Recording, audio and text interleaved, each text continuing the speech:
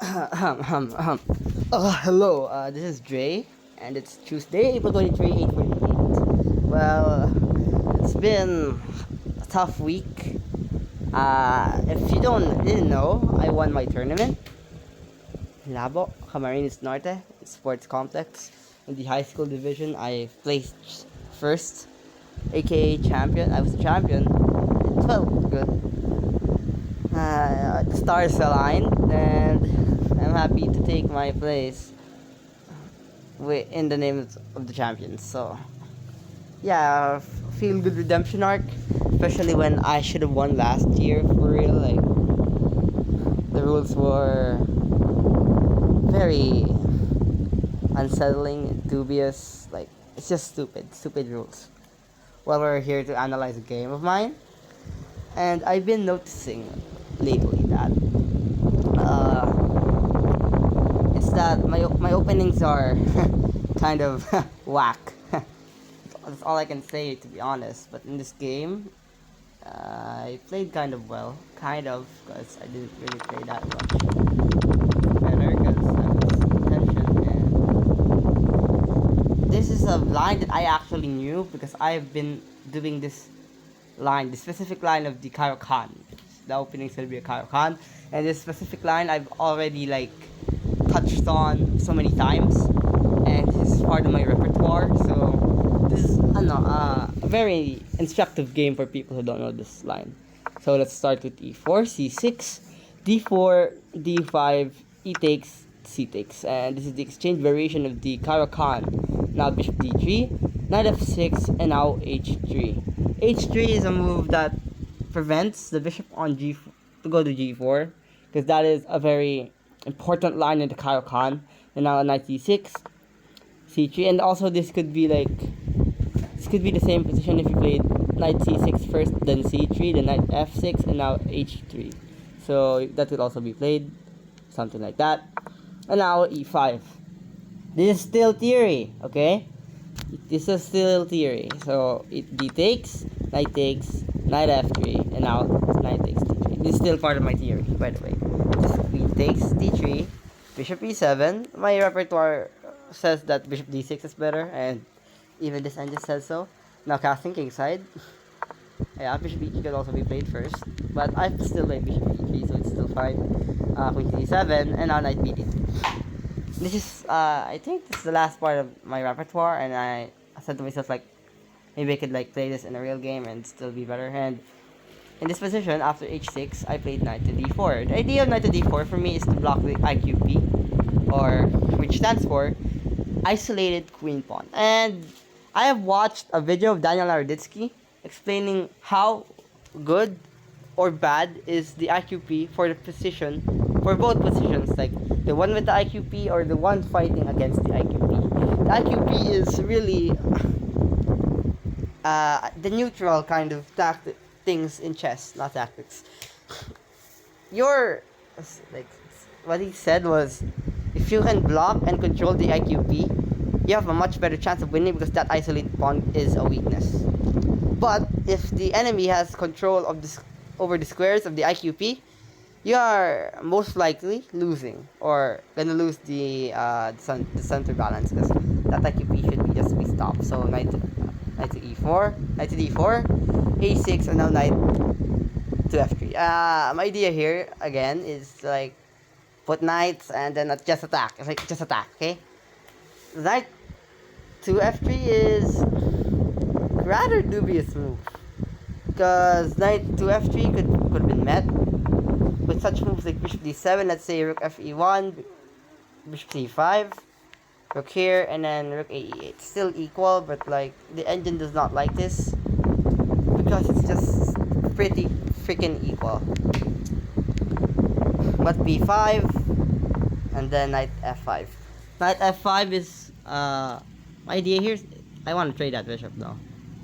Oh, not I could trade that bishop later. Yeah, the later, because I'm putting pressure on the bishop. I also have a dirty tactic, which is bishop takes h6, and after pawn takes, you play queen e3. You don't take knight takes because that's just a draw. You play queen e3 after you can't defend. Okay, because if you just go near, you're gonna get mated. And so now knight e4, queen takes h6, bishop f6, knight to g5, rook fe8, queen check, king to f8, and now queen knight takes e4. And if you take with the pawn, there's queen h6, king g8, and now queen takes f6. It's a very what do you call this? Very long line, but this is also still part of my repertoire. So it's not really that hard to see, or not hard to remember, rather. And it's just winning, just winning. The king isn't pressure. Just don't trade the queens. You can't trade the queens now because the rook is in a bad position, like d4 and then like rook d7. But it'd be much better to play like queen h5, and just put pressure still. Things like that. Okay, let's get back. Let's look at that again because maybe you didn't understand. If you would have played something like what do you say? What's on the back? Something like this. That doesn't work. So let's say you play like something like this. Oh wait, what was the line that I recommended?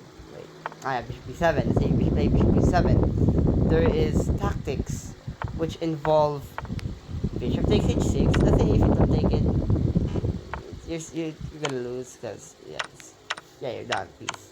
You're done quality. So you should take, and now after queen to e3. This is hard. Imagine playing queen e3 in a game where you sacrifice your bishop, and that's the only move that wins. Queen to e3. Isn't that crazy?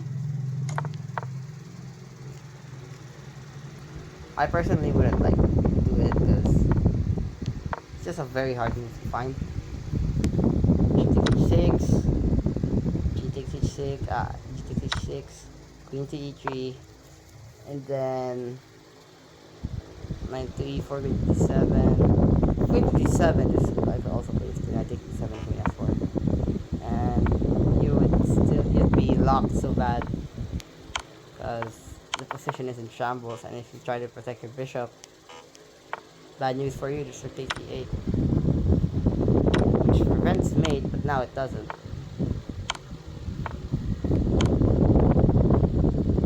It's still all hard to find. It's all just hard to find. Okay? I suggest you look at that line. So knight f5, remember that knight f5 move before this. Should be knight f5. Remember that. Wait, I wonder if that would still work. There's knight 7 takes and then like 81. And then the idea is maybe push later here. Things like that. Oh, look at. Well, I gotta wrap this up very quickly now. So yeah, knight f5, bishop c5, and bishop takes c5. We just gotta trade that bishop, as my bishop is. I don't want my position to get tempoed. So queen takes c5, knight 3d4, still blocking. Queen d4 was much better, but knight to d4 for me is still much fine, very much fine because I'm still blocking the IQP and I'm still controlling it. So knight e4, knight a3, putting back the knight because the knight is a very weird square to be on. That could just very easily taken if I am not careful. With such takes, and now rook f8, and yeah. So knight e3, f5, and now rook ad1. You can play knight b3 here, but rook ad1 is still fine for me because I'm just preparing. And now rook a7. He missed the tactic, knight to b3, and now after queen to e7, there is f3. You could take, but there's bishop e6, which hinders the position a little bit. But if you play with something like f3, knight to g3, now rook fe1, it would be much better if you just put your knight back. And now rook fe1, queen f7, and now knight takes d5. Knight takes, queen takes, and yeah. But he tried to attack with knight g3, rook fe1, and now bishop to e6. Knight takes d5 because it's just a vulnerable pawn. Like, why would you not take that? But it says here that he wants something like this. Oh, it's not. Okay, what the hell do you want me? What do they want here? I mean, it's still fine. Knight takes c5, queen f7, and now knight c5. As you can see, the knights are in the center, and when the knights are in the center, it's a very strong knight. Well, but when it's two knights, it's two very strong knights. And now these knights are just menacing in the chessboard right now. Bishop takes, queen takes, rook c7. A blunder of mine was that I played knight e6. I could have played king to f2. Again,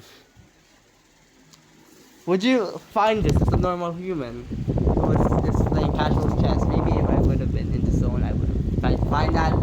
But again, king to f2 falls into the same category in which if you play knight to h5, you play knight e6. And what's the difference? You see, the difference here is that after knight to d6 is rook e7. If you take this rook, there's rook takes e1, king to f2, because if you take, you'll lose your queen. So king to f2, and then rook takes d1, queen takes d1, f4, and now knight d7. And now you're in a very much worse position.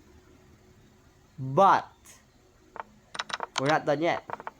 If you would have played king to f2 first, foreseeing all that lines, if you played knight h5, now you have knight e6 and there is no rook to e7 because there's after knight takes f8, rook takes e1, there's no check, and now after queen takes e7, king takes e7, rook takes e1, king takes f8, and now rook to e6. You're just winning. It's outright winning. So I don't know how you see that as a normal human. Unless you're like Fabiano Caruana, Magnus Carlsen, or a type of person, he would find that easily. But also, there's also another variation of that. After king to f2, this rook takes c5. You take the rook though, so it's still fine. But after f4, play b3, queen to d5. I would play b3, queen to g6, queen here. It'd still be fine. After queen h4, don't be scared because it's just queen d1 and your position is very much fine. So I missed that, and now rook e7. And I thought here like, oh no, I'm dead if I take that. I take that rook. So I think the best move. That's actually the best move. It's the best move here. King f2 still. I guess this still works. If you would imagine like knight h1 check, rook takes h1, rook takes e6, rook h1, rook f8, rook takes e6, queen takes, rook takes, and then rook e5. But I don't want that. Knight f4, rook takes e1, knight takes e1, rook takes e1, knight takes d5, knight takes d5, rook d8. Now rook e5. It's important to not put yourself in a pin here. That's a very bad predicament, especially if you could make your rook to be more active, because it's the end game. So g5, h4. Now this is what I call positional sacrificing. He did not take, which is sad. It's just sad. After it takes, there's king to h2, and after knight h5, there's rook takes f5, knight to g7, rook e5. What's the difference here? Well, you have 4 pawns, I have 5, but I have a fast pawn, and I can take that h pawn. Those 2 h pawns. It's completely vulnerable because they are both in the same file. Not in the same line, but in the same file. And because of that, they're just completely vulnerable unless there's a piece that's defending them. So, counter king to f7, king to h3, knight to e8, I can play king to c4. And now knight f6, knight to f4, rook to d2, infiltrating, knight rook to e2, rook to d6, g4. And now, that's just so crazy. Like, how do you find that? Like, and by the way, it would fail if you play something like this because there's king to f7.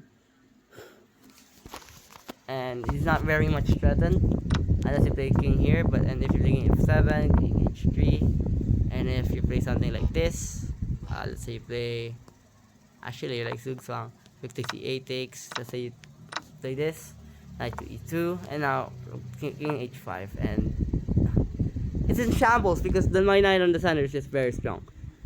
Tip takes, king move, knight here, and now after going here, knight g5, king c5, it's a completely winning endgame after g3. So, isn't it that weird that it's just winning? King to f7, not taking, which was a pain in the ass for me. I just took after h takes g5, h takes g5. After king f2, he resigns because, well, to be honest, like knight h1, and then you don't play king here. You could play like this 2 times, and after knight h1, you should play king to e2. Knight 3, f4. If you don't take, there's king to d4, and the pawn is completely untouchable. You know why it's untouchable? Because the knight on d5 is untouchable. You know why the knight on d5 is untouchable? Because the rook on e5 is untouchable. And the knight is like completely paralyzed. Isn't that weird? Isn't that stupendous? Like something like that happens here. Check. Let's try to continue the game. Knight g3, f4, push pawn, king to d4.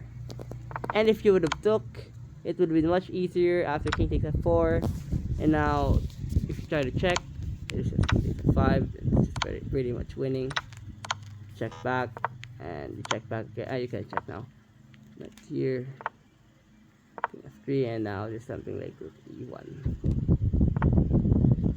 And if you like neglected, there's just rook h1. This is like sad that this could happen in a real game, and I'm the one doing it to you. So, but it really is hard to find.